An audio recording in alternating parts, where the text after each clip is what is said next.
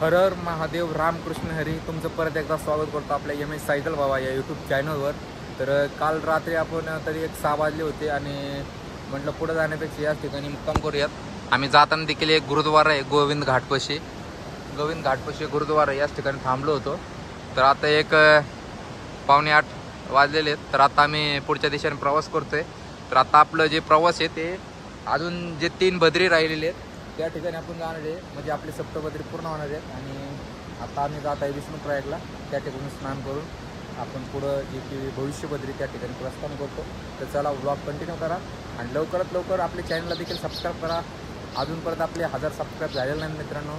जास्तीत जास्त यूट्यूब चॅनलला पण प्रेम द्या. तर चला भेटतो लवकरच. हर हर महादेव सीताराम. तर आता आपण विष्णुप्रयाग या ठिकाणी आलेलो आहे. विष्णुप्रयाग की 5 प्रयागामध्ये प्रथम प्रयाग मानलं जातं.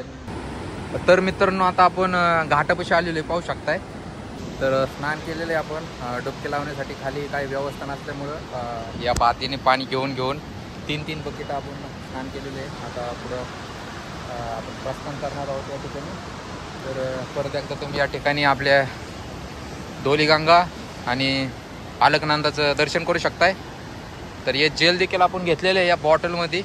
तर महाराष्ट्रामध्ये जेव्हा काही येणार आहे त्या ठिकाणी रायगडावर छत्रपती शिवरायांचं त्या ठिकाणी ते जलाभिषेक देखील करणार आहे. आपण खूप सारे नद्यांचं पाणी आणि पंचप्रयागाचं जेल घेतलेलं आहे जलाभिषेकासाठी. तर स्नान करून आता वर आलेलो आहे आणि या ठिकाणी श्री भगवान विष्णू नारायणचं मंदिर आहे. तर या ठिकाणी दर्शन करूयात आपण. तर चला दर्शन करण्यासाठी जाऊयात.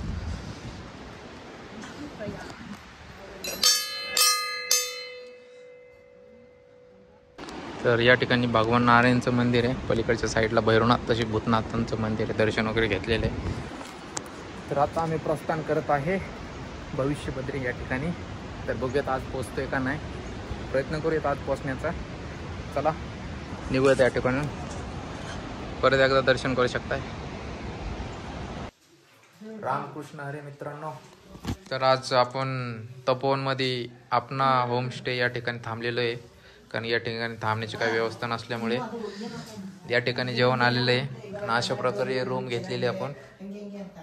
तर या ठिकाणी आजचं मुक्काम होणार आहे. तर जेवण देखील आलेले पाहू शकते. भात डाळ आणि पालक कोबीची भाजी आहे.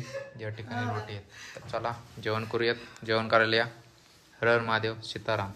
हर हर महादेव रामकृष्ण हरी. तुमचं परत एकदा स्वागत करतो आपल्या एम एच सायकल बाबा या यूट्यूब चॅनलवर. आज थोडंसं आपण उशिरा ब्लॉग सुरुवात करत आहे कारण की आपल्या मोबाईलमध्ये चार्जिंग नव्हती. तर मागं या हॉटेलमध्ये चहा पिण्यासाठी थांबलो होतो. त्या ठिकाणी मोबाईल चार्जिंग केलेले फुल. तर आता ब्लॉग आपण शूट करणार आहोत. तर आता आम्ही जात आहे भविष्यबद्री जे की आपलं 5वं बद्री आहे. आणि मित्रांनो तसं असंही म्हटलं जातं पंच केदार जसे आहेत तसे पंचबद्री देखील आहे आणि सप्तबद्री देखील आहे. तर आपण सप्तबद्रीचं आता दर्शन करत आहे. आता भविष्यबद्रीला चाललेलं आहे जे की आपलं 5वं बद्री आहे. 2 बद्री देखील लवकरात लवकर पूर्ण होतील. 12 किलोमीटरचं ट्रॅक आहे. 5 किलोमीटर आतापर्यंत पूर्ण केलेले आहे. 7 किलोमीटर राहिलेले आहे. आणि पाहू शकताय कठीण मार्ग आहे. आम्ही ट्रॅकिंग करत चाललो आहे. सायकल घेऊन येण्यात काय अर्थ नाही म्हटलं. त्यापेक्षा आपलं 11 नंबरच्याच गाडीने गेलेलं बरं म्हटलं. तर चालते आता 11 नंबरच्या गाडीने. 7 किलोमीटर राहिलेले आहे. एक 3-4 तासामध्ये पोचतोय. भविष्यबद्रीचं दर्शन करणार आहे आणि तुम्हाला देखील दर्शन घडवणार आहे. त्यामुळे ब्लॉग कंटिन्यू करा आणि चॅनलला सबस्क्राईब केलं नसेल तर लवकर जावा चॅनलला सबस्क्राईब करा. 1000 सबस्क्राईब लवकर करून टाका. चला हर हर महादेव सीताराम. तिकडून पायवाट होते पण आम्ही या ठिकाणी एक छोटासा शॉर्टकट घेतलेला आहे. धनघाट झाडेझुडपातून रोड चाललेले अशा प्रकारे पाहू शकताय. अशा प्रकारे ट्रॅकिंग करत चाललेलं आहे.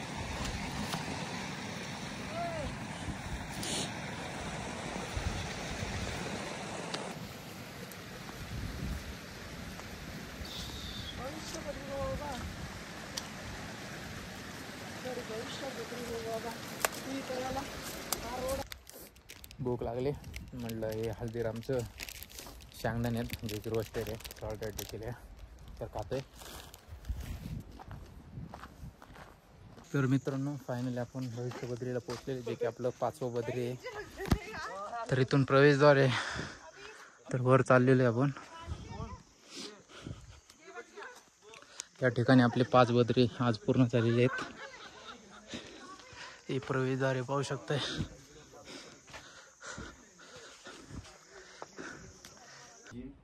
गरुड़ जी भगवान, ऊपर शेष नाग भगवान, नीचे कुंड क्षीर सागर, चरण है भगवान के। जब नर और नारायण पर्वत मिल जाएंगे ना बद्रीनाथ में, तो भगवान बद्री विशाल यहीं पर पूजा मान होगी, विराजमान होगी।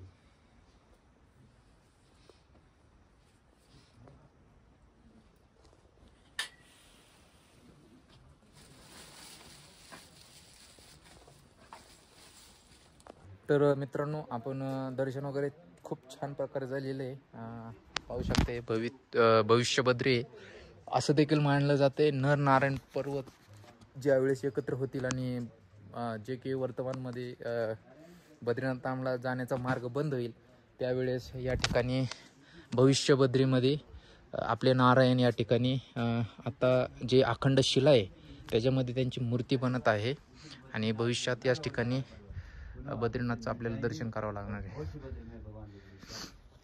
तर आज या ठिकाणी येण्याचं आपल्याला सौभाग्य लाभलेलं आहे. दर्शन पण झालेलं आहे. तर हे 4थं बद्री आहे आणि योग आणि ध्यान बद्री एकमध्ये मांडलं जाते. तर आपले तसे 5 बद्री होणार पण 4 बद्री झालेले आहेत. आता आपण आदी बद्रीसाठी प्रस्थान करत आहोत. जर अर्ध बद्रीचा आपल्याला जर ॲड्रेस भेटला तर त्या ठिकाणी देखील जाणार आहे. तर परत एकदा या ठिकाणी भविष्य बद्रीचं दर्शन करू शकताय. तर चला मित्रांनो, हर हर महादेव, नमो नारायण, सीताराम.